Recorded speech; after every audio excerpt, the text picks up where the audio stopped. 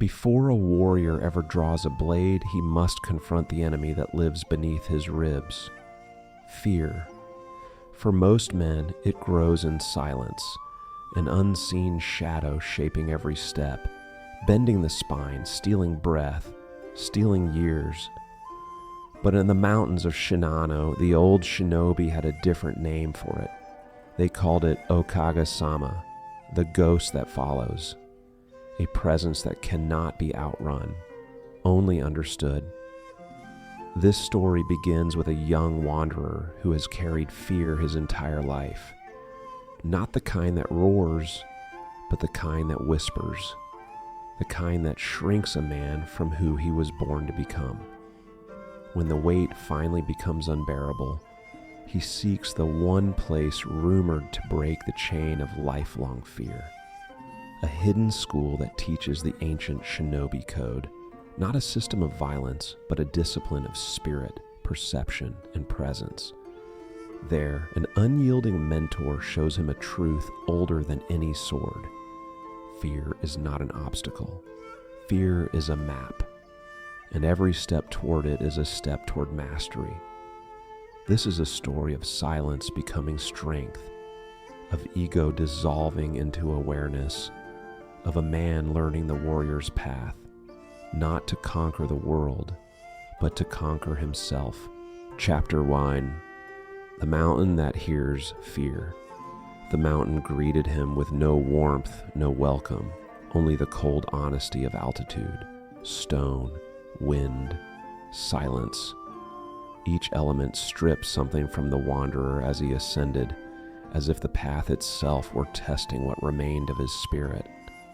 The villagers below had whispered of this place, a monastery older than memory, a school that did not teach men how to disappear into shadows, but how to confront the shadows already living within them. By the third hour of climbing, his breath had turned ragged, yet his mind was louder still. Fear had always lived inside him like a second heartbeat, constant, subtle, shaping every choice. But here, on the narrow paths of Shinano, fear felt amplified, exposed, as though the mountain were listening. A twig snapped behind him. He spun instinctively. Nothing, just his imagination throwing images onto the wind. The old him would have cursed himself. But today he simply noticed an echo of the teaching he hoped to find, awareness without judgment. Still, the tension coiled inside him did not loosen. He pressed forward. The further he climbed, the more the mountain seemed to breathe. Mist rolled across the stones like a living spirit. The wind hummed through cedar branches in a tone that felt ancient, almost instructive. Every sound mirrored the trembling he tried to hide. Every silence held a question he had avoided for years. Why do you fear? Not a voice, not a hallucination, just the mountain reflecting his own mind back at him. At the final ridge, he found the gate, weathered wood bound by iron bands, marked with a single painted character, Shin heart, mind, spirit. They were the same word in the old tongue. He stepped through. The monastery courtyard was empty except for one figure sweeping fallen leaves. An elderly man with a back straight as a blade, movements precise enough to silence the world around him. The wanderer felt something shift inside his chest, not fear, but recognition. This was no ordinary elder. This was a man carved by discipline. The old shinobi did not look up. Instead, he spoke as though the mountain itself were lending him a voice. You arrived late. The wanderer bowed clumsily. I came as fast as I could. A pause, a sweep of the broom, a gust of wind between them. Fear slowed you. The wanderer lifted his head, startled. How did... The mountain heard it. The old man finally looked at him, eyes sharp as obsidian, yet calm enough to steady storms. And so did I. The wanderer had expected teachings in riddles or warm encouragement. What he received instead was a gaze that felt like a scalpel, cutting through excuses, exposing the trembling beneath his ribs. "I came to learn," the wanderer managed. "Then learn this first." The mentor planted the broom upright, letting it stand between them. "What you fear reveals what you have not mastered."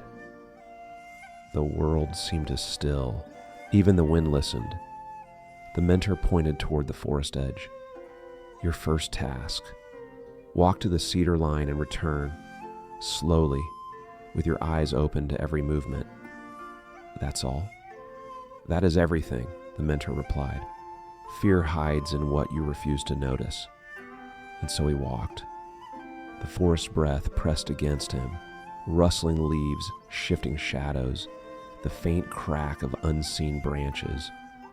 Each sound pulled at old memories of failure, humiliation, danger. But this time he did not run from them. He observed. He returned to the mentor with sweat on his brow. The old man nodded once, not in approval, but in acknowledgement. The lesson had begun. Chapter 2, The Discipline of Stillness. Dawn rose like a blade, clean, sharp, unforgiving.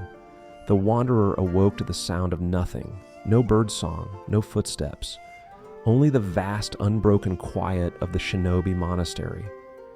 It unsettled him more than any danger ever had. Silence had always been the place where his fear grew teeth. In noise, he could distract himself. In motion, he could outrun his thoughts. But here, there was nowhere to hide. The mentor appeared beside him without sound, as though carved from the morning mist. "Your training today begins with stillness." The wanderer nodded, though tension coiled inside him. He expected stances, drills, maybe even combat. Instead, the mentor led him to a flat stone overlooking a valley covered in early fog. "Sit," he obeyed. "Do not speak, do not move, do not flee your mind." The words landed like stones in his chest. The mentor settled beside him, folding into stillness with the ease of a man breathing. The wanderer tried to imitate his form, back straight, hands resting lightly, gaze soft. But within minutes, discomfort pressed into his spine. Thoughts scattered like startled birds. What if I fail? What if I can't control my fear? What if the mentor sees how weak I am? The mind spiraled. The mentor did not look at him, but spoke in a calm, immovable tone. When the body becomes still, the mind begins its rebellion. This is natural. The wanderer swallowed hard. Your fear survives because you let distraction feed it, but silence starves it. Presence exposes it. The words felt surgical. The wanderer closed his eyes. At first, he felt the familiar storm, judgments, memories, echoes of old mistakes. But as minutes stretched on, something unexpected happened. He began to hear the mountain's breath, the whisper of wind across distant trees, the faint vibration of insects in the ground. His heartbeat steadying. He realized silence was not empty. Silence was information, a data stream like the neurological patterns modern scientists map in fMRI scans, where fear circuits light up not from danger but from imagined threats. The old Shinobi had understood this long before neuroscience gave it names. The mentor broke the silence. Stillness is not the absence of movement. It is the mastery of movement. The moment when the warrior decides what deserves his energy and what does not. The wanderer breathed deeper. Something subtle shifted. The weight in his chest loosened, if only slightly. His senses sharpened. He could feel where his anxiety lived in his ribs, where it tightened in his throat. Awareness gave it shape, and once fear had shape, it could be understood. The mentor rose. "Follow me." He led the wanderer through the monastery, but in strict silence. No explanations, no comfort, only presence. The wanderer's footsteps became deliberate. He noted the grain of the wooden floors, the distant drip of water from the stone basin, the crisp scent of pine from the courtyard.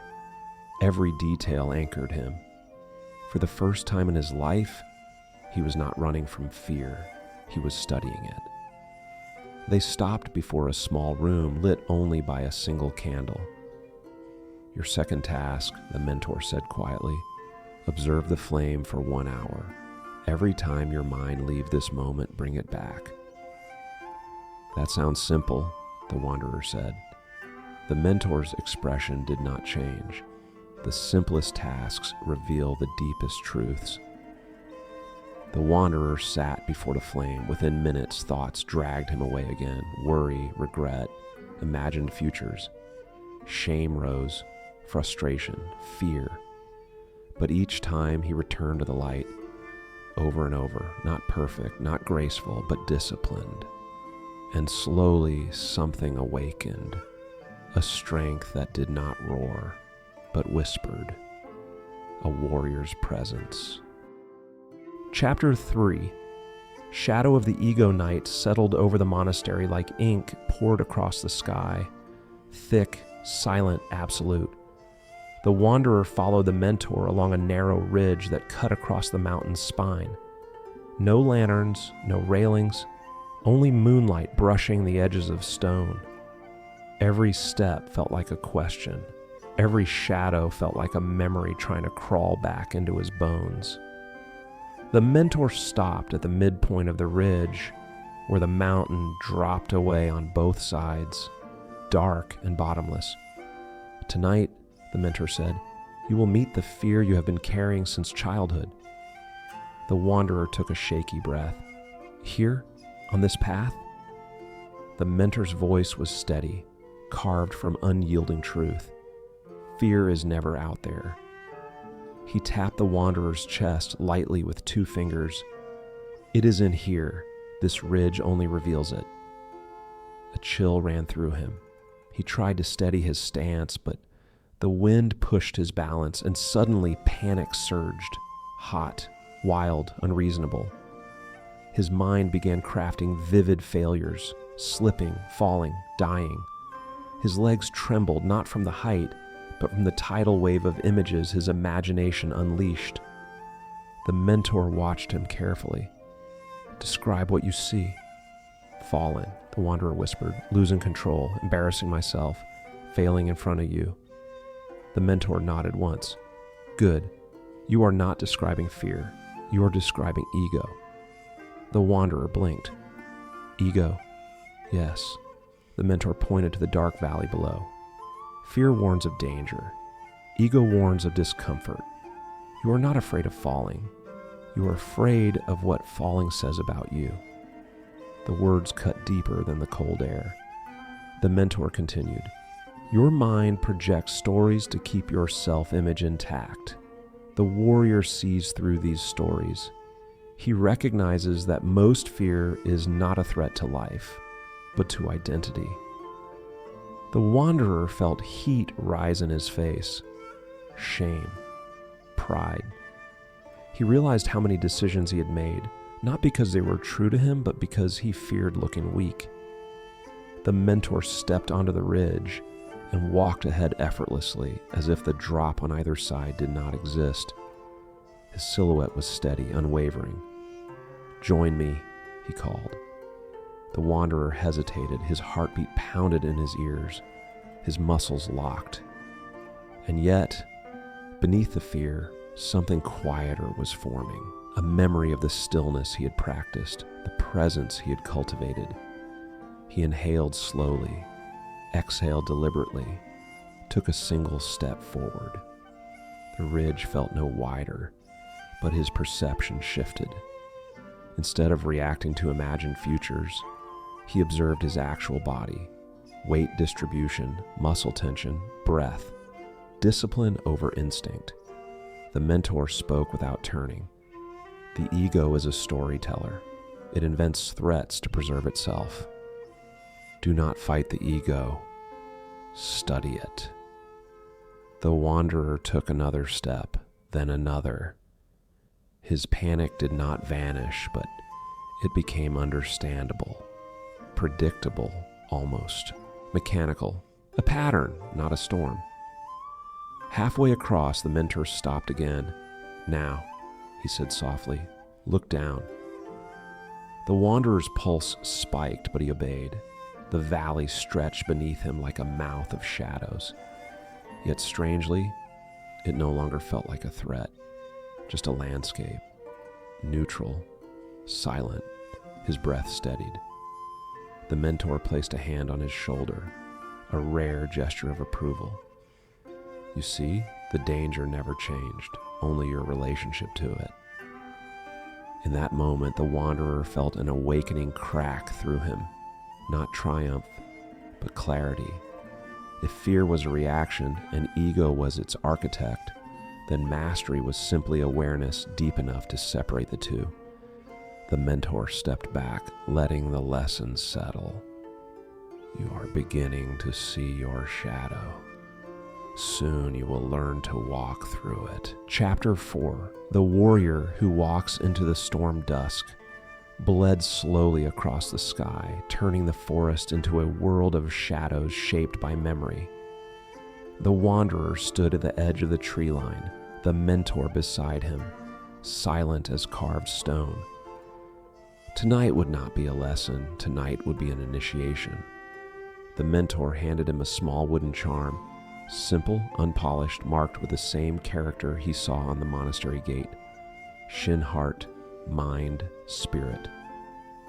"Carry this," the mentor said, "not for protection, but for reminder." "Reminder of what?" the wanderer asked. The mentor's voice lowered into something ancient.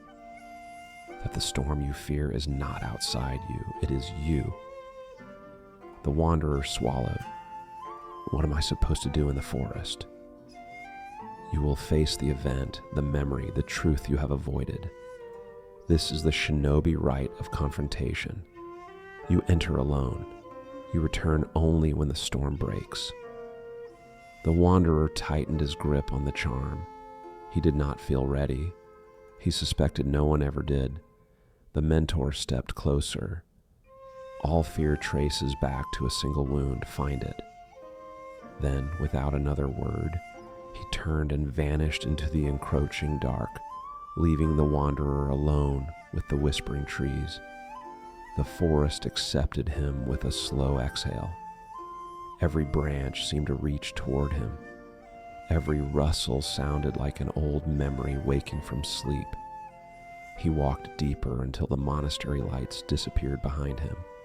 The air grew heavier, thicker, carrying a scent that reminded him of old winters, cold, metallic, unfinished. His heartbeat quickened. Fear rose, not as panic, but as recognition. It knew where they were going. The deeper he stepped, the more the world around him blurred into suggestion. Shapes shifted, light flickered without flame. His breathing grew shallow, as if his body anticipated something inevitable. Then the visions began, not hallucinations, reflections, fragments of the past pulled from the silence between his heartbeats. He saw himself at 5 years old, standing in a doorway much too large for him, watching his father leave after a night of shouting. He saw himself at 14, unable to speak up, letting others define his worth. He saw himself at 20, abandoning a dream because discomfort masqueraded as danger. Each image hit him like a blow, not because they were dramatic, but because they were familiar. Fear was not a monster. Fear was memory. His breath faltered. He dropped to his knees, the forest spinning around him. Old shame flooded up his spine, hot, corrosive, relentless. He pressed his palms to the earth, fighting for air. Why now? Why this? Why does the past still own me? But then another voice surfaced, not the mentor's, his own, buried beneath years of avoidance. You are here to walk through it, not away from it. He steadied his breath. Long inhale, longer exhale. The neuroscientists call this the vagal brake, the body's natural mechanism for interrupting fear loops. The Shinobi discovered it centuries earlier, long before diagrams or terminology existed. He rose slowly. The memories still surrounded him, but they no longer towered over him. They hovered like ghosts, waiting to be acknowledged. He looked at the wooden charm, heart, mind, spirit. Enough, he whispered. Not to banish the visions, but efface them. The forest stilled. The past listened. He took his first step deeper into the storm. Chapter 5. The Path Beyond Fear. Morning came quietly, so quietly that the wanderer at first did not realize he had survived the night. He stood at the base of the forest, breathing in the cold air of dawn. The storm within him had not vanished, but it had changed shape. It no longer towered. It no longer chased. It simply existed as a companion he no longer feared to acknowledge. When he stepped out into the clearing, the mentor was already waiting. Not with pride, not with congratulations, but with a still unreadable gaze of one who measures growth not by emotion, but by presence. The wanderer approached and bowed deeply. I faced it, he said. His voice did not tremble. I know, the mentor replied. The forest told me. The wanderer blinked. How? The mentor gestured to the world around them. The mountain listens, the wind listens. When a man confronts the truth he has avoided, the silence changes its rhythm. The wanderer smiled faintly for the first time since arriving at the monastery. I thought fear would disappear once I faced it. No. The mentor turned and began walking, beckoning him to follow. Fear does not vanish, it transforms. It becomes a signal, a guide, a compass pointing toward your next evolution. They moved into the courtyard, where frost covered the stones and thin glass. The wanderer noticed things he had never seen before. The patterns in the frozen water, the distant hum of insects beneath the soil, the balance of sound and silence. Presence had sharpened his senses. Now the world spoke to him. The mentor halted beside the training well. Tell me, he said, what did you learn in the forest? The wanderer closed his eyes and let the truth emerge. That fear is not the enemy, avoidance is. He took a breath. That the memory I ran from was not trying to break me. It was trying to teach me. He opened his eyes. And that strength is not the absence of fear. It's the relationship I choose to have with it. The mentor nodded once, a gesture as rare as sunlight on a winter morning. You have understood the final principle of the Shinobi Code. He circled the well, tracing its rim with one finger. Fear is a doorway. When you step through, the person you were cannot follow. The wanderer absorbed the words. In his chest, something settled, quiet, grounded. A sense of self not inflated by pride nor diminished by doubt. Just present. They walked again, this time toward the path descending the mountain. The valley stretched below them, vast, unthreatening, alive. Are you sending me away? The wanderer asked. No. The mentor lifted his eyes toward the horizon. I am allowing you to return. Return to what? To the world, to your life, to the path that brought you here in the first place. He placed a hand on the wanderer's shoulder. But this time you do not walk as the man who arrived. You walk as the man who has seen his shadow and chosen not to run from it. The wanderer followed his gaze. The valley seemed different somehow. Not smaller, not safer, just clearer. "I'm not sure I'm ready," he admitted softly. "No warrior ever is," the mentor replied. "But readiness is not what defines mastery. Alignment is, and you are aligned." The wind rose gently around them, lifting the edge of the wanderer's robe. A new beginning whispered between the trees. The wanderer did not leave that mountain without fear. He left with something far more powerful, a new relationship with it. Fear as a signal, fear as a map, fear as proof that he was standing at the edge of his next evolution. That same Shinobi code, the one that turned his lifelong fear into quiet strength, is not just his story. It's an instruction. If something in this tale felt uncomfortably familiar, if you recognized your own ghost that follows, your own avoidance, your own unfinished battles, that's your invitation, not to become fearless, but to become unshakable in the presence of fear. Subscribe to Focus Dojo. This channel is not entertainment, it's training, ancient warrior psychology, discipline, and inner systems for men who are done being ruled by invisible fear. Comment below, "I walk toward the fear." Let that be your first conscious step into the Shinobi code. Share this video with someone who hides their fear behind jokes, productivity, or silence. You'll know exactly who they are.